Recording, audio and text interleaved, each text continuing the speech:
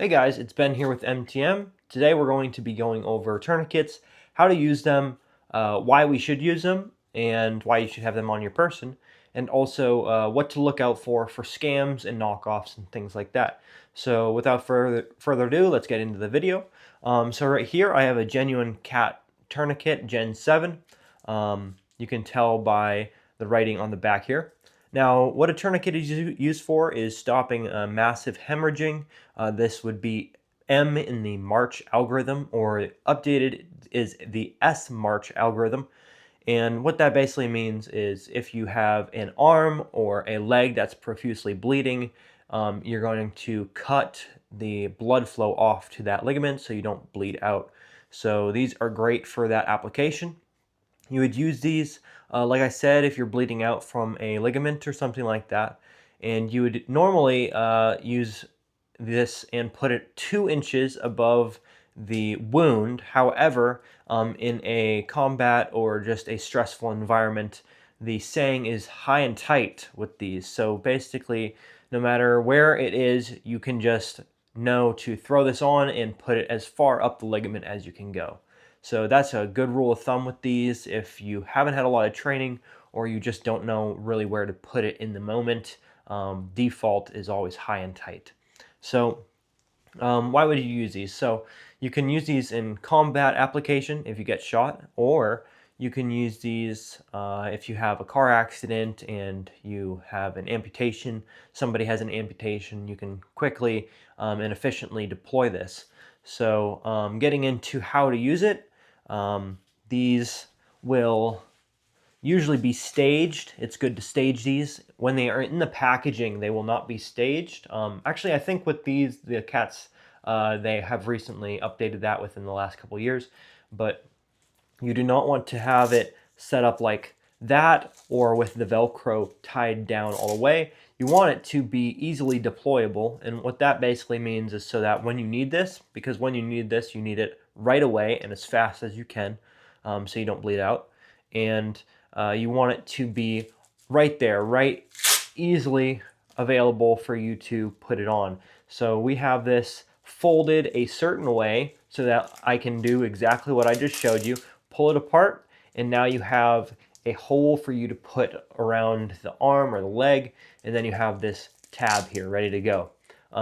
If it is a very much so damaged leg or arm, you can undo it through this hole, the Velcro, and then you can wrap it around the leg or arm, and then you can put this red tip back through if it's really bad. But usually you want it just staged like this. This just allows it to easily be used. And you would put it on your arm or your leg, and then you would take this Velcro and tighten it as tight as it can go. And what that will do is that will be very painful, but it will help secure it so that you can then do the windlass.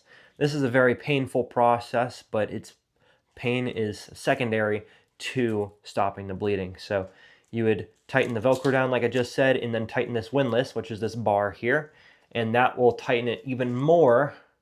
And then you tighten it to the point where you can't tighten it anymore, and then you put it into this little catch thing here, and then you take the Velcro and Velcro it across, and it has a little timestamp here. You can write the time for application.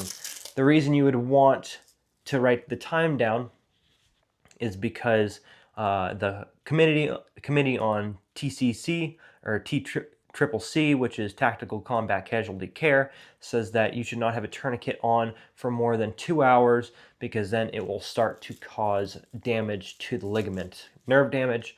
It will stop giving blood, oxygenated blood to the ligament, and it will start to seriously injure that leg or arm, where it will need to get amputated in some trauma care center, whether that be a deployed field hospital or something like that.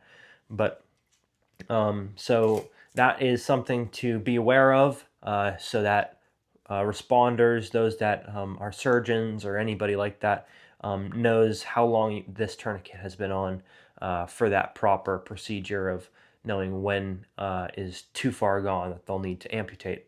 But These are just really good tools to have on. I have one of these in my pack for my war belt setup. Rule of thumb is to have one for each ligament, so 4 for combat situations, but I only usually just carry one on my person for EDC. So that's really good. Moving on to being aware of fakes. Now fakes, they look really good. This one actually looks very close to the original, but you can kind of tell in some of the plastic it does not look very good. It's made with a cheaper plastic, and honestly you save like $5 with this, but it's not worth the risk of this medical equipment is here, so when you need it, and it's to save a life. And I don't want to just save $5 on one just to have it break on me, because these are known to fail, these knockoff ones. So I don't think it's worth it. Make sure you get yourself a real genuine cat. You can tell by the writing on the back there, and then there's also writing on the plastic piece as well. You can tell there's no writing on this one. So yeah, just be aware. I would buy these only for training, and make sure that they are designated for training, by some writing on it or something. But yeah, just be aware. I wouldn't risk it for this. You have the cats, you have soft tees, and then you have the SWAT tees as well. Yeah, so a couple good options. There are more, obviously, that have been.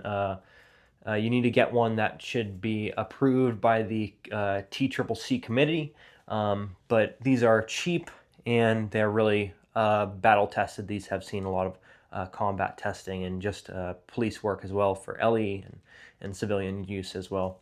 So just be aware of that. And yeah, this is definitely a piece of kit that you should have on you. Could definitely save a life, and addresses an issue of bleeding out, which is the main cause of critical and deaths from just gunshots, from car accidents and stuff like that. So hope you enjoyed this video, and I'll see you in the next one. Cheers.